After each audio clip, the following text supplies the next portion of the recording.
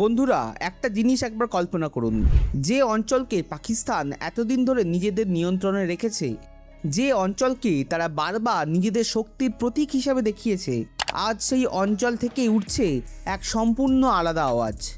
আর সেই আওয়াজটা কি জানেন? সাহায্যের আবেদন। ভারতের কাছে সাহায্যের আবেদন। হ্যাঁ, পাকিস্তান অধিকৃত কাশ্মীর অর্থাৎ পিওকেতে এখন এমন একটা পরিস্থিতি তৈরি হয়েছে যা আগামী দিনগুলোতে পুরো দক্ষিণ এশিয়ার রাজনীতিতে বড় পরিবর্তন এনে দিতে পারে। পিওকেতে গত কয়েক মাস ধরে যে আন্দোলন চলছে সেটা এখন আর শুধু একটা সাধারণ বিক্ষোভ নেই। আন্দোলনের নেতারা এখন সরাসরি ভারতের দিকে তাকিয়ে সমর্থন চাইছেন। এই আন্দোলনের অন্যতম মুখ সর্দার আমান খান খোলাখুলি ভারতের সরকারের কাছে এবং ভারতের জনগণের কাছে পাশে দাঁড়ানোর আবেদন জানিয়েছেন। তার কথায় পিওকের মানুষ আর পাকিস্তানের বর্তমান শাসনের অধীনে থাকতে চাইছে না। আর সবথেকে বড় কথা, 5ই জুলাইকে ঘিরে যে উত্তেজনার রেস তৈরি হয়েছিল সেটা এখনও কাটেনি। কারণ ওই দিন আন্দোলনের ভবিষ্যৎ নিয়ে বড় সিদ্ধান্ত নেওয়ার কথা ছিল, কিন্তু এখনও পর্যন্ত পরিস্থিতি পুরোপুরি পরিষ্কার বোঝা যাচ্ছে না। এবার এখানেই আসল বিষয়টা, কারণ 5ই জুলাইয়ের আগে জয়েন্ট আওয়ামী অ্যাকশন কমিটি বা জেএএসি জানিয়েছিল তারা আন্দোলনের পরবর্তী দিক নিয়ে সিদ্ধান্ত নেবে। আন্দোলন আগের মতোই চলবে নাকি সরাসরি মুজাফফরাবাদের দিকে বড় মিছিল হবে সেটা নিয়ে আলোচনা হওয়ার কথা ছিল। 5ই জুলাই পেরিয়ে গেলেও এখনও বড় কোনো চূড়ান্ত ঘোষণা সামনে আসেনি। কিন্তু তার মানে এই নয় যে পরিস্থিতি শান্ত হয়ে গেছে, বরং উত্তেজনা আগের মতোই রয়েছে। আর অনেকেই মনে করছেন বড় কিছু হওয়ার আগে দুই পক্ষ নিজেদের অবস্থানকে শক্ত করতে চাইছে। মুজাফফরাবাদ কিন্তু পিওকের প্রশাসনিক কেন্দ্র। সহজ কথায় পুরো পিওকের রাজনৈতিক, প্রশাসনিক এবং অনেক গুরুত্বপূর্ণ নিরাপত্তা সংক্রান্ত সিদ্ধান্ত এই শহরকে কেন্দ্র করেই নেওয়া হয়। ফলে সেখানে যদি হাজার হাজার মানুষ একসাথে রাস্তায় নেমে যায় তাহলে পরিস্থিতি খুব দ্রুত পাকিস্তানের হাতের বাইরে চলে যেতে পারে। আর সম্ভবত সেই কারণেই পাকিস্তান আগেভাগেই সতর্ক হয়ে গেছে। খবর অনুযায়ী অতিরিক্ত পুলিশ মোতায়েন করা হয়েছে, নিরাপত্তা বাহিনীকে প্রস্তুত থাকতে বলা হয়েছে, গোয়েন্দা সংস্থাকেও পুরোপুরি সক্রিয় করে দেওয়া হয়েছে।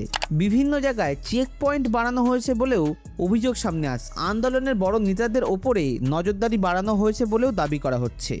সহজ কথায় পাকিস্তান বুঝে গেছে এই আন্দোলনটা আর কোনো ছোটোখাটো ঘটনা নয়, কারণ এটা যদি একবার নিয়ন্ত্রণের বাইরে চলে যায় তাহলে এটা শুধু মুজাফফরাবাদ নয়, পুরো পিওকেতেই তার প্রভাব ফেলতে পারে। কিন্তু এবার প্রশ্ন হলো, এই আন্দোলন কি শুরু থেকেই ভারতপন্থী ছিল? না, একদমই না। আর এখানেই আসে এই পুরো গল্পের সব থেকে বড় মোড়। শুরুতে এই আন্দোলনের সঙ্গে স্বাধীনতা, ভারত বা বড় কোনো রাজনৈতিক সম্পর্কই ছিল না। সাধারণ মানুষ রাস্তায় নেমেছিল খুব সাধারণ কিছু দাবি নিয়ে, কিন্তু সেই সাধারণ দাবিগুলো ছিল তাদের বেঁচে থাকার সঙ্গে জড়িত। খাবারের দাম হু হু করে বাড়ছিল, বিদ্যুতের বিল অস্বাভাবিকভাবে বেড়ে যাচ্ছিল, পানীয় জলের সংকট তৈরি হচ্ছিল।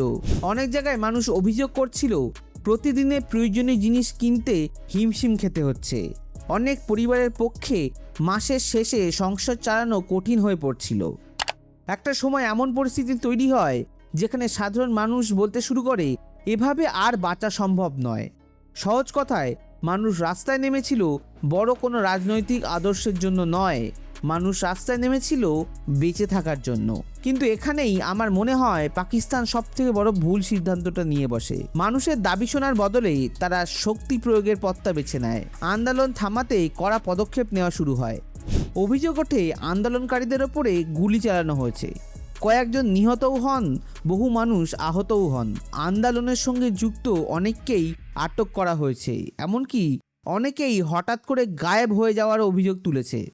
কিছু রিপোর্টে এমনও দাবি করা হয়েছে যে আন্দোলনের মুখ হয়ে উঠতে পারে এমন কিছু মানুষকে টার্গেট করে তাদের উপর চাপ সৃষ্টি করা হচ্ছিল। আর ঠিক এখান থেকেই পুরো খেলাটা ঘুরে গিয়েছে, যেমনটা বাংলাদেশেও হয়েছিল। কারণ মানুষ যখন দেখছে খাবার আর বিদ্যুতের দাবি তুললে গুলি খেতে হচ্ছে, তখন রাগ আর ক্ষোভ লাগাম ছাড়া হয়ে পড়ে। যে আন্দোলন শুরু হয়েছিল জীবনযাত্রার খরচা নিয়ে, সেটা ধীরে ধীরে পাকিস্তানের পুরো ব্যবস্থার বিরুদ্ধে ক্ষোভে পরিণত হয়। মানুষের মাথায় তখন একের পর এক প্রশ্ন উঠতে শুরু করে, কেন পিওকেকে বারবার অন্যের উদ্দেশ্যে ব্যবহার করা হবে? কেন এই অঞ্চলের মানুষ সবসময় অবহেলিত থাকবে? কেন পিওকেকেই বারবার অন্যের উদ্দেশ্যে ব্যবহার করা হবে? কেন সাধারণ মানুষের জীবন বারবার ক্ষমতার খেলায় বলি হতে হবে? আর সবথেকে বড় প্রশ্ন, কেন এই অঞ্চলের মানুষ নিজেদের ভবিষ্যৎ নিজেরা ঠিক করতে পারবে না? আর এই প্রশ্নগুলোর উত্তর না পাওয়ার ক্ষোভেই ধীরে ধীরে আস্তে আস্তে এই আন্দোলনটা এত ভীষণ আকার ধারণ করেছে। এই প্রশ্নগুলো ধীরে ধীরে আগুনের মতো ছড়িয়ে পড়ে। রাওয়ালকোট, মুজাফরাবাদ এবং আশপাশের বহু এলাকায় আন্দোলন আরও বাড়তে শুরু করে। যাদের পরিবার আগে সন্ত্রাস, সংঘর্ষ কিংবা অভ্যন্তরীণ হিংসায় ক্ষতিগ্রস্ত হয়েছে, তারাও এই আন্দোলনে যোগ দিতে শুরু করে। ফলে এটা শুধু আর অর্থনৈতিক বিক্ষোভ রইল না, এটা বড় গণ আন্দোলনে পরিণত হলো। এখন পরিস্থিতি এমন জায়গায় পৌঁছিয়েছে যেখানে অনেকেই শুধু স্বায়ত্তশাসন নয়, সম্পূর্ণ স্বাধীনতার কথা বলছে। আর ঠিক এই জায়গাতেই ভারতের নাম সবার আগে সামনে আসে। কারণ ভারত বহু বছর ধরেই দাবি করছে যে পিওকে ভারতের অংশ, যেটা পাকিস্তান বেআইনিভাবে দখল করে রেখেছে। তাই যখন পিওকের আন্দোলনের নেতারা ভারতের দিকে তাকিয়ে সাহায্য চাইছেন, তখন বিষয়টা নিছক আবেগের মধ্যে সীমাবদ্ধ থাকছে না, এর রাজনৈতিক এবং কৌশলগত গুরুত্ব অনেকটাই বড়। সর্দার আমান খান শুধু ভারতের সরকারের কাছেই নয়, জম্মু, রাজৌরি, পুঞ্চি, কাশ্মীর এবং লাদাখের মানুষদের কাছেও সমর্থন চেয়েছেন। তার অভিযোগ আরও গুরুতর।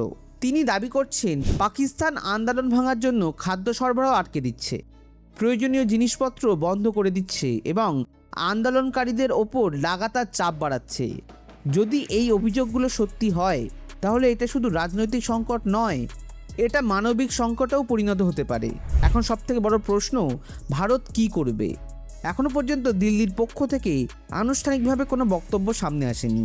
ভারত সরকার প্রকাশ্যে কিচ্ছু বলেনি, কিন্তু প্রতিরক্ষা মহল এবং কূটনৈতিক বিশেষজ্ঞদের মধ্যে আলোচনা দ্রুত বাড়ছে। অনেকেই মনে করছেন পাকিস্তানের ভেতরে দুর্বলতাগুলো এখন আগের চেয়ে অনেক বেশি স্পষ্ট। তাদের মতে এই পরিস্থিতি ভারতের সামনে বড় সুযোগ এনে দিতে পারে। তবে এর অন্য আর একটা মত আছে। অনেকেই বলছেন পরিস্থিতি যদি আরও উত্তপ্ত হয়, তাহলে বড় সংঘাত তৈরি হতে পারে। তাই এখন সবথেকে বড় প্রশ্ন, এর পর কি? 5ই জুলাই পেরিয়ে গেলেও পরিস্থিতি থেমে যায়নি, বরং এখন সবাই অপেক্ষা করছে পরবর্তী পদক্ষেপের জন্য। আন্দোলনকারীরা কি আরও বড় কোনো কর্মসূচি নেবে? পাকিস্তান কি আরও কঠোর হবে? আর ভারত কি পুরো বিষয়টাকে শুধু দেখবে, নাকি ভবিষ্যতে কোনো বড় কৌশলগত সিদ্ধান্ত নেবে? এই প্রশ্নের উত্তর এখনও স্পষ্ট নয়, কিন্তু একটা বিষয় পরিষ্কার, পিওকেতে যেটা শুরু হয়েছে সেটা আর কোনো ছোটোখাটো অস্থিরতা নয়। আগামী কয়েকদিন ঠিক করে দেবে ইতিহাস কোন দিকে মোড় নেবে। তবে এ বিষয়ে আপনাদের মতামত কমেন্টে জানাতে ভুলবেন না। ভিডিওটি ভালো লাগলে লাইক করে শেয়ার করে দিন এবং চ্যানেলটিকে সাবস্ক্রাইব করে বেল আইকনটিকে অল করতে ভুলবেন না। দেখা হবে পরের ভিডিওতে। জয় হিন্দ, জয় ভারত।